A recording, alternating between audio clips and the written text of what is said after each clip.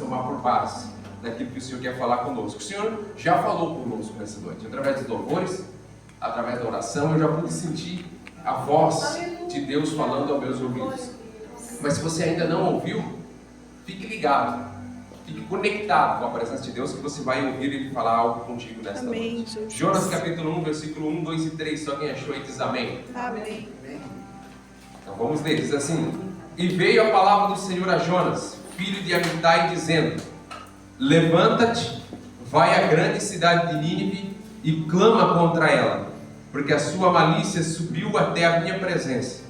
Porém Jonas se levantou para fugir da presença do Senhor, para Tarsis, e descendo a Jope, achou um navio que ia para Tarsis, pagou, pois, a sua passagem e desceu para dentro dele, para ir com eles para Tarsis, para longe da presença do Senhor. Amém? Amém. Sente-se nessa noite com liberdade para adorar o nome de Jesus. Meus irmãos, quando o irmão Milton me convidou, eu já fui preparar algo para trazer para a igreja, e o Senhor assentou esse texto ao meu coração. E lendo esse texto, irmãos, eu posso ver aqui que Jonas recebeu, nós estamos num culto de missão, ele recebeu uma missão para fazer. Como todos nós temos uma missão para fazer. Nós somos chamados por Jesus para fazer algo, para executar algo para Ele. Aí você pode dizer, mas eu não sou pregador, eu não sou cantor. Mas Jesus não chamou só os pregadores e os cantores, Ele chamou cada um de nós como discípulos, como servos. Ele não disse assim: ide os pregadores e pregai a palavra. Ele não disse: ide os pastores e pregai o evangelho, ide os obreiros e pregai o evangelho. Mas Ele disse: ide para todos nós. Ide e pregai o evangelho a toda criatura. É para eu e você fazer. É para isso que Ele nos chamou. Jesus não chamou alguém que diz assim: eu sou membro de banco, quero ficar no banco. Membro de banco, irmão, é prego, é parafuso, é assento. Nós não somos membros de banco, não. Nós somos membros do corpo de Cristo. Nós compomos o corpo de Cristo. Nós somos chamados para executar algo na parte do Senhor. E Jonas recebeu esta missão. E Deus então fala diretamente com Jonas, e ele dá ouvido ao que Deus diz. Deus fala para ele: eu preciso que tu desça até a cidade de Nínive e pregue uma mensagem para que esse povo se arrependa, porque a malícia deles chegou na minha presença. O povo de Nínive estava vivendo uma vida de pecado, uma vida de blasfêmias, uma vida daquilo que não agradava a Deus, de iniquidade. E Deus então preparou Jonas para ser um mensageiro para levar uma palavra até aquela cidade. Só que Jonas, ele ouviu aquela palavra, como muitas vezes eu e você fazemos, mas ele não cumpriu aquilo que Deus mandou. Porque ouviu uma coisa, agora fazer o que você ouviu é outra, é bem diferente. Ouvir, nós estamos todos nós aqui nessa noite ouvindo, mas amanhã é que nós vamos saber quem é que vai cumprir. Porque Jesus mesmo disse, meus irmãos, que aquele que ouve as palavras e não as cumpre é comparado a um homem que constrói a casa sobre areia. Ele também ouviu e ele também está construindo. Mesmo que nós não executamos aquilo que Jesus mandou, aquilo que Deus mandou, nós estamos construindo algo. Mas pode ser bom ou pode ser ruim. Constrói uma casa sobre areia. Em contrapartida, Jesus diz assim: mas aquele que ouve e bota em prática, a pratica, também é semelhante a um homem que constrói sobre a rocha. Os dois construíram, tanto o que ouve e não pratica, quanto o que ouve e pratica. Os dois estão construindo. A casa, olhando, ninguém vê diferença. Olhando, ninguém diz que aquela casa construída sobre a areia é mais fraca do que está construída sobre a rocha. O que vai mostrar? O tempo e as situações que vão vir sobre aquela casa. A Bíblia diz que veio a chuva, veio o vento e se encheram os rios e atacaram aquelas casas. Os dois passaram pela mesma situação. A casa construída na areia, a Bíblia diz que caiu, mas a que estava sobre a rocha permaneceu. Por quê? Porque estava firmada na rocha. Aquele que ouve a palavra e pratica, ele está construindo uma casa sobre a rocha. Que rocha é essa? Jesus Cristo de Nazaré. Pode vir o vento, pode vir a tempestade, pode vir os rios, eles podem se encher, eles não vão nos derrubar, se nós estivermos com os nossos alicerces firmados na rocha que é Jesus.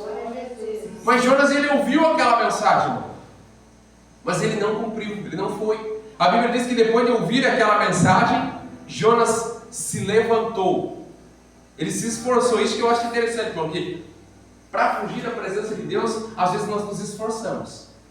Às vezes nós nos esforçamos para ir na direção contrária daquele que Deus manda. Jonas, a Bíblia diz que ele se levantou para fugir da presença de Deus, no versículo de número 3. E descendo a Jope, achou um navio para ir para Tarsis. Sabe por que ele fugiu?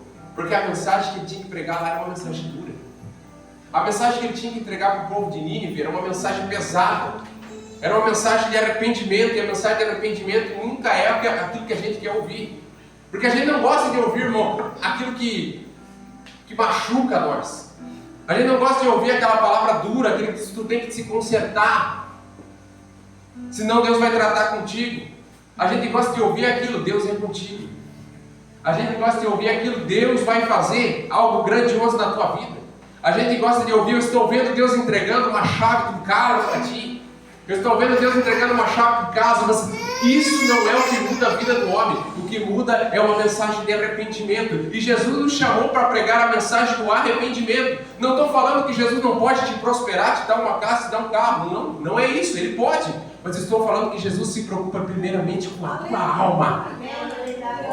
Se nós vamos ser salvos ou não, se nós estamos trilhando o caminho certo ou não, Jesus se preocupa com a minha e com a tua alma.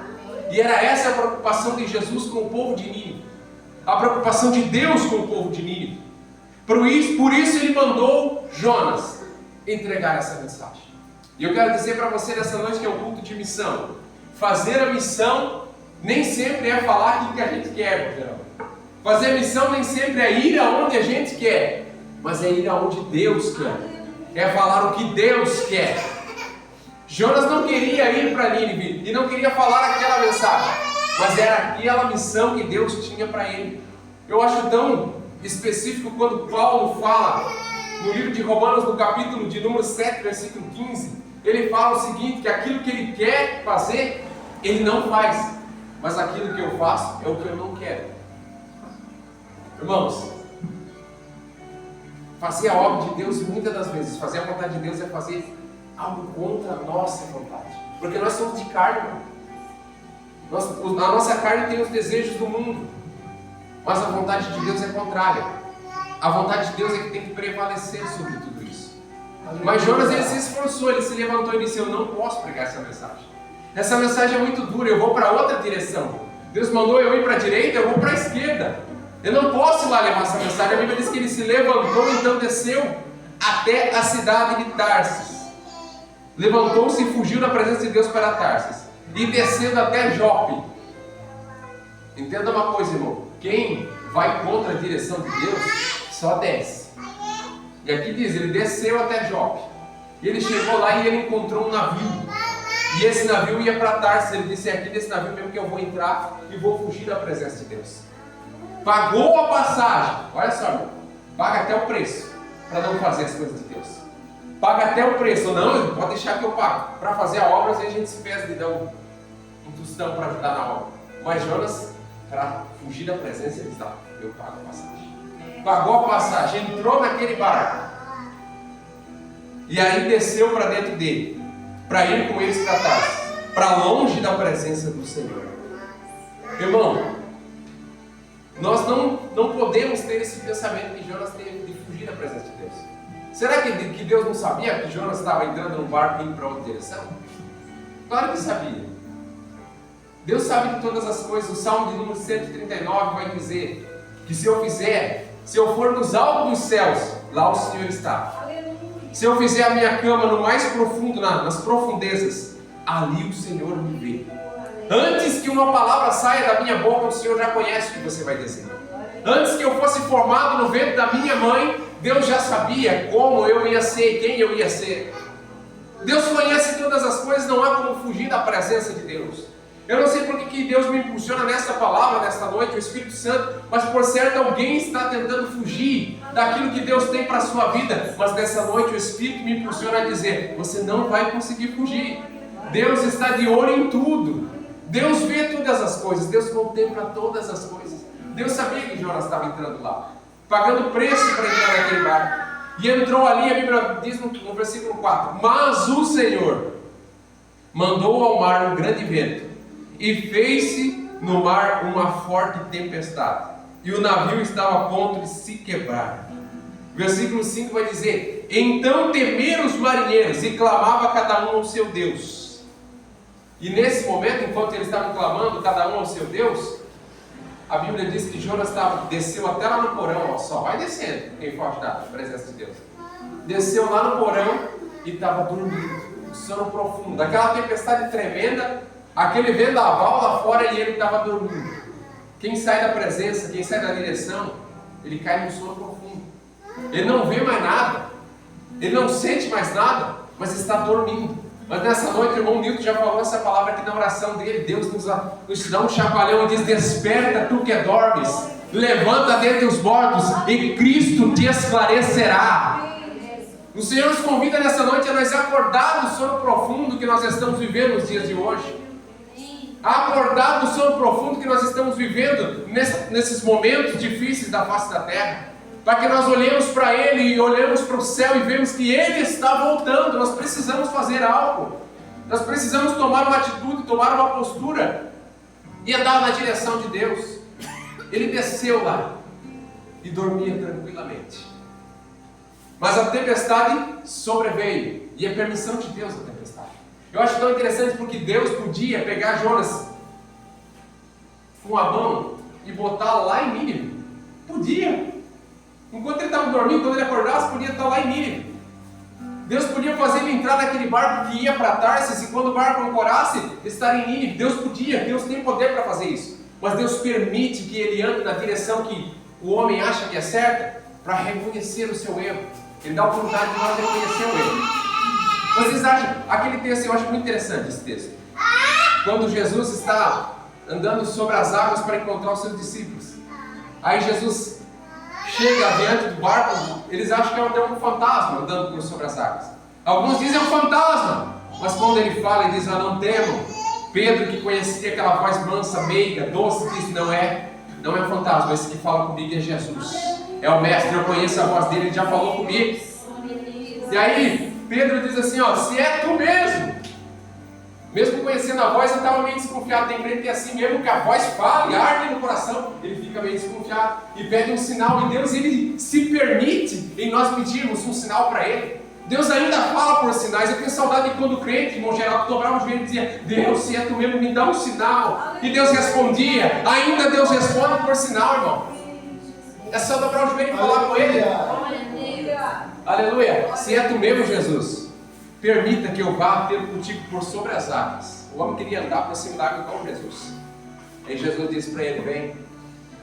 E ele desceu do barco e começou a andar por sobre as águas, como se estivesse andando no chão firme. Tu acha que Jesus não sabia que Pedro ia afundar? Sabia. Mas por que ele permitiu? Para que Pedro tivesse uma experiência com ele. Aleluia. Pedro nunca mais esqueceu a experiência de andar sobre as águas. Pedro era pescador, irmão. Vivia no mar. Ele nunca esqueceu a experiência de andar sobre as águas. Mas quando ele desviou o olho de Jesus, a Bíblia diz assim, a Bíblia é muito clara em dizer, quando ele olhando para o vento e para a tempestade, começou a afundar. E quando ele começou a afundar, ele olhou para Jesus que estava ao lado dele olhando, e ele disse: Jesus, me socorre! Jesus chegou diante dele, deu a mão e puxou ele para cima de volta. Deus permitiu ele para viver experiências, mas para ele entender também que qualquer experiência que possa ser maior que ela seja, sem Jesus ela não é nada. A maior experiência, a mais linda, a mais tremenda que eu possa ter vivido, se eu não tiver na presença de Deus, ela não é nada. Se torna nada. Irmão, Jesus quer que eu e você vivamos experiência com Ele. Mas não adianta nós dar 2 passos por sobre as águas que ninguém deu e não chegar até o final com Jesus. De nada vale eu pregar a palavra, eu ganhar milhões de pessoas para Jesus, eu fazer a obra de Deus, eu ajudar a construir igrejas, mas se eu não servir a Ele e não chegar naquele dia diante da presença dEle, temendo ao nome do Senhor. Nessa noite o Senhor está preocupado comigo e contigo, que nós possamos estar de pé na presença dEle. Aleluia. Aleluia. Deus sabia que Jonas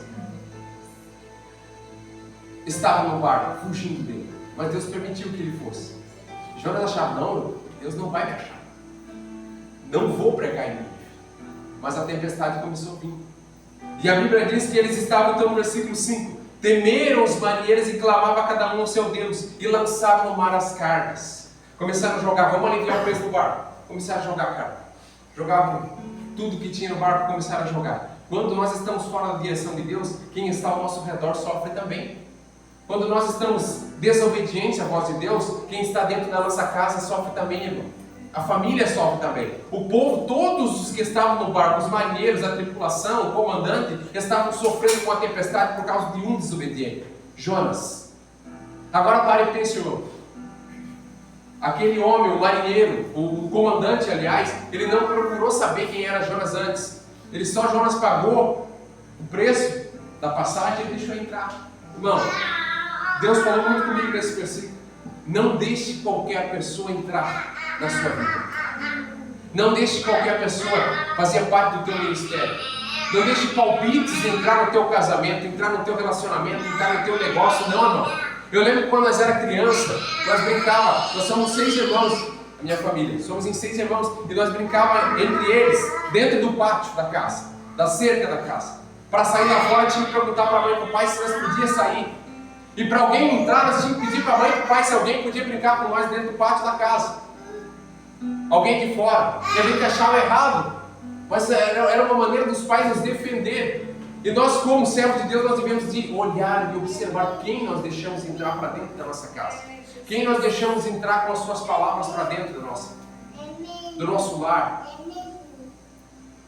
Porque quem tem que dar a palavra, a voz que nós temos que ouvir é a voz de Jesus.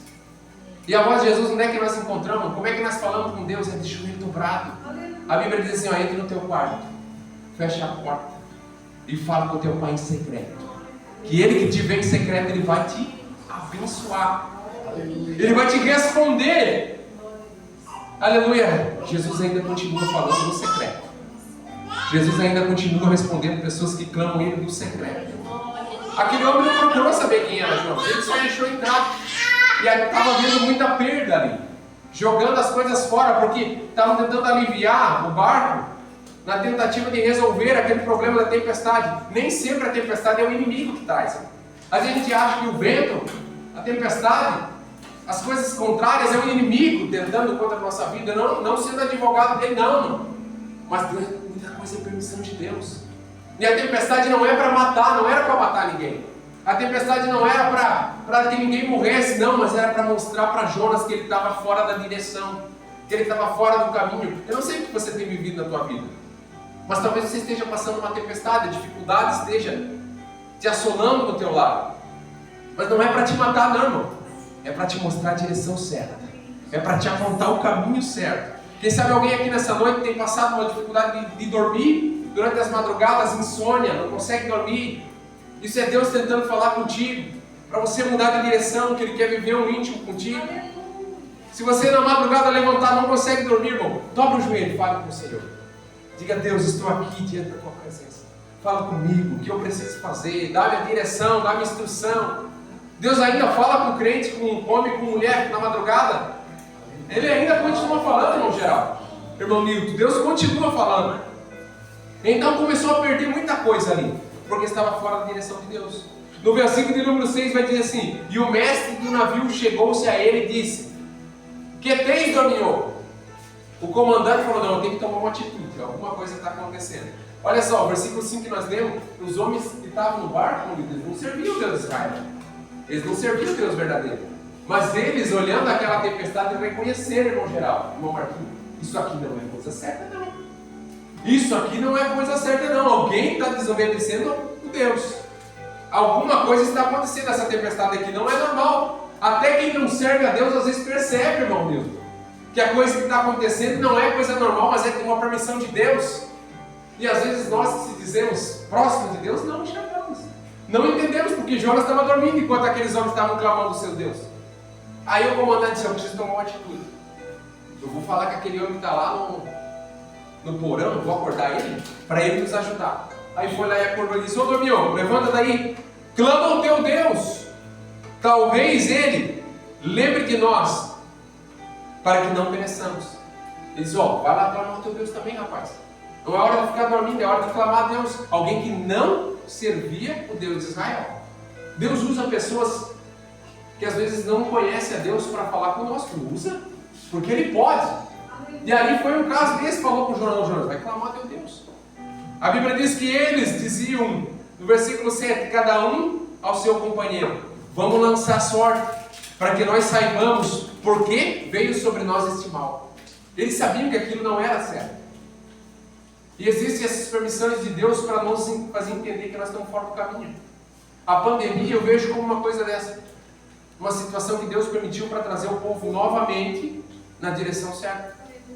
Porque o povo estava vivendo uma direção toda contrária. O mundo estava numa direção toda contrária. E quando deu a pandemia, irmãos, o povo começou a sentir falta de ir na igreja, porque não dava mais para ir. O povo começou a sentir falta de dar um abraço, porque não se podia mais abraçar. Nunca fez tanto sentido, no geral, no capítulo 3 do livro de Eclesiastes, que diz: há tempo de abraçar e tempo de deixar de abraçar. Eu li esse versículo, sabe, o tempo de deixar de abraçar. Foi aquele tempo, nós não podíamos abraçar ninguém. Nós não podíamos ir na casa dos nossos familiares, porque não dava. Porque a transmissão da doença podia acontecer. Foi uma permissão de Deus para nos trazer de volta à direção certa. Deus permite situações para trazer para a direção certa. E então vamos jogar sorte. Vamos lançar sorte para ver quem é o culpado. Lançaram sorte. Caiu em Jonas. Não adianta fugir, irmão. Uma hora vai ser revelado. Não adianta fugir, irmão. Uma hora nós vamos ter que encarar a consequência.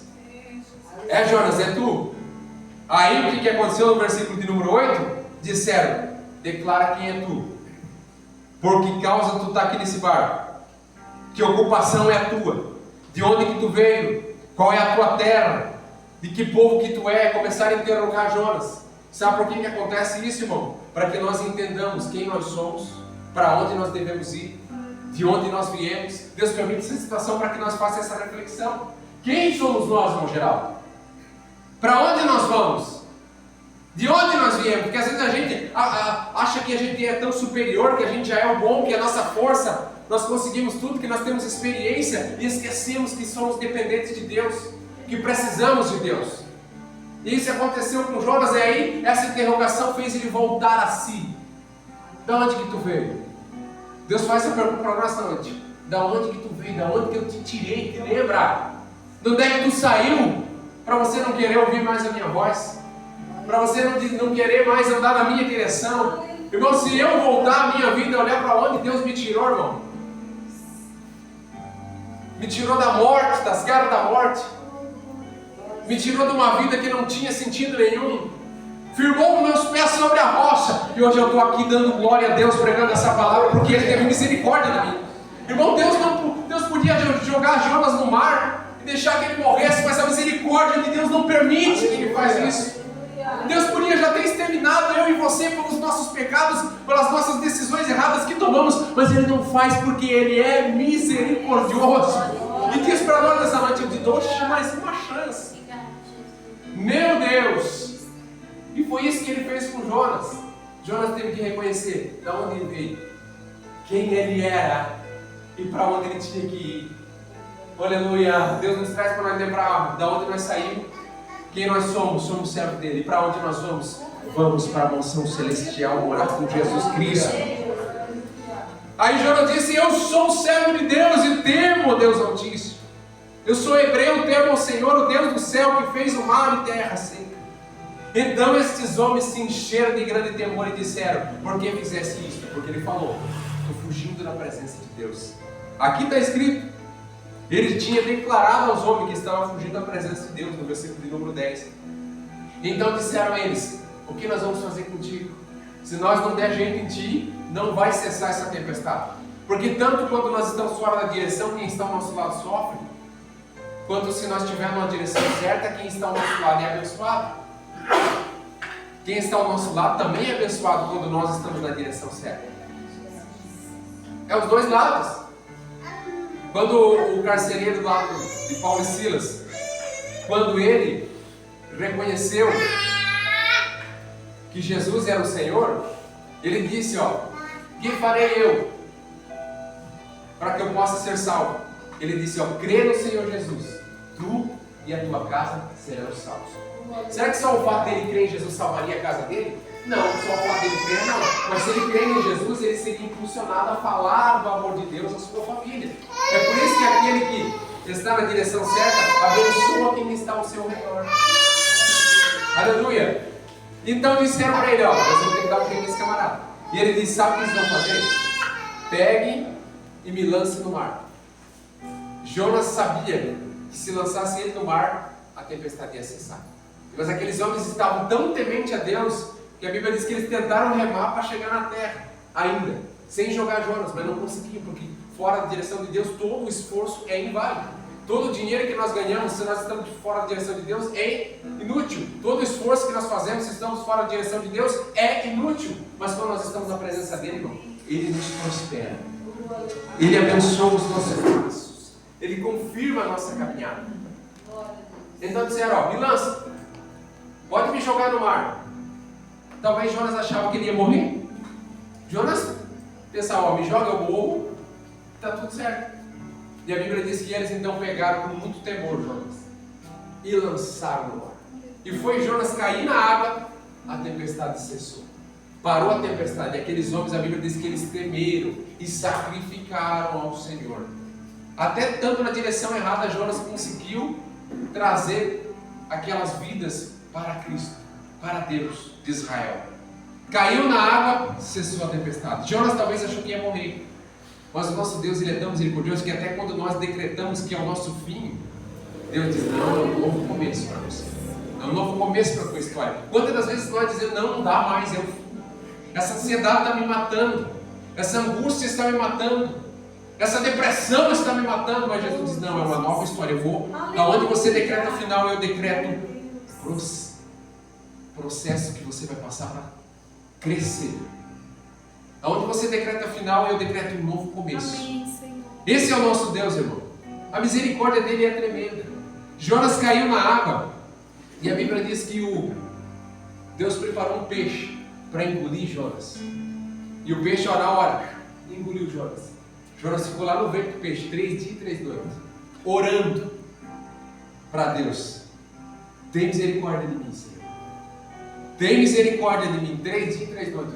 Eu acho interessante, irmão, porque a gente diz que o ser humano, o homem, é o único animal racional. Nós dizemos isso, que o ser humano é o único animal racional, que tem raciocínio, que pode tomar decisões. Mas o homem sendo racional, fugindo da presença de Deus.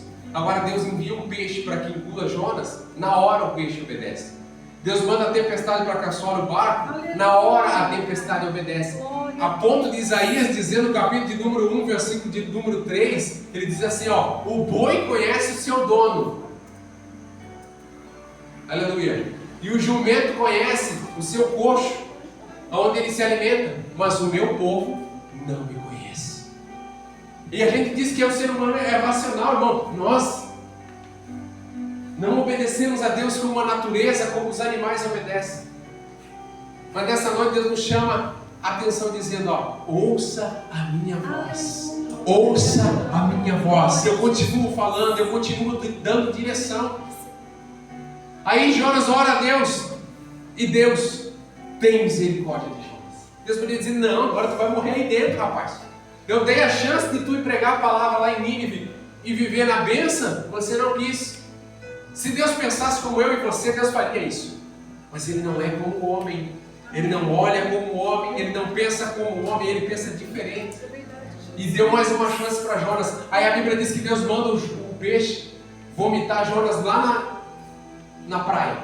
E o peixe obedece. Vai lá na praia, vomita Jonas, lá na areia. Joga para fora Jonas. Agora parece que veio Jonas naquela areia, levantando, se limpando, cheio de baba do peixe, se limpando, dizendo, agora passei 3 dias, 3 noites na barriga do peixe. Talvez alguém foi lá em Nínive. Deus preparou alguém e alguém foi lá já. Agora Deus vai me dar uma outra direção. Agora Deus vai me dar uma outra missão. Ele se limpa da baba de peixe e diz, ó, Deus, estou pronto, o que tem para mim? Vai Nínive. A mensagem ainda é a mesma, a instrução ainda é a mesma. Eu passo o tempo que passar, o caminho ainda é o mesmo, a instrução ainda é a mesma, o manual de instruções ainda é o mesmo, é a palavra do Senhor, o caminho ainda é o mesmo, é Cristo, o caminho ainda é o mesmo, é estreito, não adianta nós fugirmos. É dessa forma que nós vamos entrar no céu, é dessa forma que nós vamos chegar ao encontro de Cristo. Ainda é o mesmo, e às vezes a gente sofre por não ler esse manual, meu Deus. A gente sofre por não ler esse manual. Eu lembro que quando eu comprei berço da minha filha, Eu comprei pelo Mercado Livre, que era mais barato para mim montar. E eu só dei uma olhada para ver quantos parafusos que vinha, contei, estava certo. Vou montar. Irmãos, eu montei. Quando terminei de montar, uma grade ficou mais alta que a outra. Deu uma diferença assim. E eu olhei aquilo e falei, não, eu acho que não está certo, né? Aí eu chamei minha esposa, né, que é a mulher mais detalhista. O que tu acha? Ela disse, não, é assim não. Aí eu pensei, vou ter que desmontar de novo isso aqui. Peguei o manual, irmão, olhei o manual, levei um tempinho folheando o manual. Mas quando peguei para montar, quando tinha dúvida, opa, esse parafuso encaixa aqui. Não, esse aqui é para o lado de cá. Quando eu terminei de montar, irmão, a grade estava certinho na mesma altura. Baixava a grade, deslizava, estava levinho. Por quê? Porque eu olhei o manual. Quer ter sucesso na vida, irmão? Leia o manual. Eu não sei o que fazer. Está tudo no manual. Está tudo escrito. E o melhor, irmão, é que este manual, o escritor está junto. Aquele que inspirou a escritura, ele está junto. É o único livro que nós podemos ler que o autor está junto, está presente. Nós podemos tirar as dúvidas com ele. Como isso? Nós podemos orar e dizer, Espírito Santo, me revele a tua palavra, fala comigo através da tua palavra. E ele fala. Nessa noite ele está aqui falando conosco através da palavra. O manual de instrução, o caminho ainda é o mesmo, irmão. Às vezes nós que mudamos, às vezes nós que pensamos que Deus muda, mas Ele não muda, irmão, Ele continua sendo o mesmo. Ele exige a mesma coisa de nós, o Evangelho ainda é o mesmo, geral. O Evangelho ainda é arrependimento. O Evangelho ainda é um Evangelho para você viver uma vida com Cristo, não para você viver uma vida de riquezas, não, irmão. Jesus disse assim, ó, quem quiser vir após mim, negue-se a si mesmo, tome a sua cruz e me siga. Jesus, alguém disse, Senhor, nós queremos te seguir. Jesus disse assim, ó, as raposas têm seus covis, as aves do céu têm seus ninhos, mas quem prega a palavra, o Filho do Homem, não tem aonde reclinar a cabeça. Ele já estava falando, quer me seguir? Pode vir, mas só o preço que tu vai ter que pagar. Quer me seguir? Pode vir, mas as condições são essas. Quer me seguir? Pode vir, mas o caminho é esse, irmão. Quem quer seguir Jesus, esse é o caminho. Não adianta, vamos passar dificuldade, vamos, mas Ele se comprometeu a estar conosco. Ele disse, eu estarei convosco todos os dias, até a consumação dos séculos. Nos Salmos de número 20, se não me falha a memória, ele fala algo tremendo que diz assim, ó, uns confiam em carros, outros confiam em cavalos, mas nós faremos menção do nome do Senhor nosso Deus. Uns se curvam e caem, mas nós estamos de pé, porque o Senhor é quem tem nos fortalecido, é o Senhor quem tem nos mantido de pé. O nome dele é a causa de nós permanecer de pé. Ô glória! Jonas foi lá, vou encerrar. Jonas foi lá levar aquela mensagem. Chegou lá em Nínive. Era passagem de 3 dias, Nínive. E ele anunciou, dizendo, arrependei-vos, arrependei-vos, arrependei-vos. E a Bíblia diz que aquela palavra chegou no coração do povo e caiu como uma luva. O povo reconheceu. Aleluia. Na direção de Deus, irmão, não tem. O sucesso é certo. Ouviram a palavra e disseram, nós precisamos se arrepender. Vamos proclamar um jejum. Vamos jejuar, nós e os animais, para que Deus se compadeça de nós. De repente aquela palavra chega no rei de Nínive, no prefeito de Nínive, vamos dizer assim, no maioral. O povo está jejuando aí porque está se arrependendo. Talvez alguém podia pensar, mas ele como cabeça, ele ia dizer, não vamos se render a Deus. Mas ele entendeu aquela palavra e disse, vamos proclamar, agora é lei, vamos proclamar o jejum dos homens, das mulheres, das crianças, dos animais e mais. Vamos nos vestir de pano de saco. Ele tirou as roupas reais e se vestiu de pano de saco. Por quê? Simbolizando humilhação. Foi isso que fez Deus mudar a sentença? Foi vestir pano de saco? Não, foi a intenção do coração lá dentro. Porque se vestir, irmão, para dizer que está arrependido é uma coisa, agora aqui dentro é outra. Deus olha aqui dentro. Deus olha aqui dentro. Pode alguém estar vestido de pano de saco, mas o coração dizendo, eu me arrependo por fora, mas por dentro nem que eu tenha que viver essa sentença, não me arrependo. Mas o povo de Nínive não, se vestiu de pano de saco. E não só os homens, mas os animais também de pano de saco. Até o animal eles botaram pano de saco, simbolizando, eles precisam se arrepender. Tudo que é teu, irmão, precisa ser consagrado ao Senhor. É isso que quer dizer, os animais, a nossa casa, a nossa família, o que fazemos, o nosso emprego, tudo precisa ser consagrado ao Senhor. E o que eu acho mais interessante é que quando o rei de Nínive, ele diz assim, ó, vamos então nos vestir de pano de saco e fazer jejum. Quem sabe Deus se compadeça de nós e mude a sentença. Ele não diz, vamos fazer isso e por certo Deus vai se arrepender. Ele diz, não, quem sabe? Quem sabe? Nós não merecemos, mas quem sabe ele muda. Irmão, nós não somos merecedores. Deus não é obrigado a te perdoar, irmão. Deus não é obrigado a mudar a sentença sobre a minha e a tua vida. Mas Ele é misericordioso, Ele é longânimo a ponto de mudar algo que já está decretado a meu e teu favor por conta de um arrependimento. Se coloque de pé nessa noite. Que nós nessa noite possamos reconhecer